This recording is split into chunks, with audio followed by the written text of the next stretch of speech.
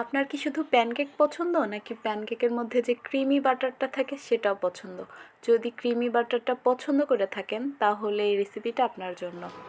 প্যানকেকের মধ্যে আমরা যে পিনাট বাটারটা অ্যাড করি সেই পিনাট বাটারটা বানানো এত বেশি ইজি আর খুব বেশি মজা হয়।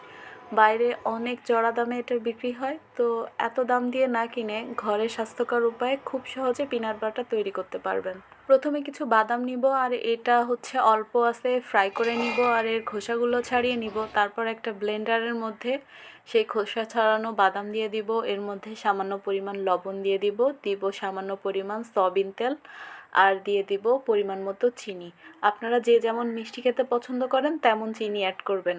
আর এটা ব্লেন্ড করে নিলেই পিনাট বাটার রেডি। খুব সহজ না? আপনারা যারা চকলেট পিনাট বাটার বানাতে চান তারা এর মধ্যে কোকো পাউডার অ্যাড করে দিবেন, তাহলে চকলেট পিনাট বাটার রেডি হয়ে যাবে। আর এটা বাজারে এত পরিমাণ দাম, তো আমার পিনাট বাটার রেডি। আমি এখন এটা প্যানকেকের মধ্যে দিয়ে দিব। আর এটার টেস্ট কি বলবো, আপনারা নিজেরা ট্রাই না করলে বুঝবেন না যে এটা কি পরিমাণ মজা হয়। তো রেসিপিটা কেমন লাগলো অবশ্যই কমেন্ট করে জানাবেন। সবাই ভালো থাকেন, টাটা।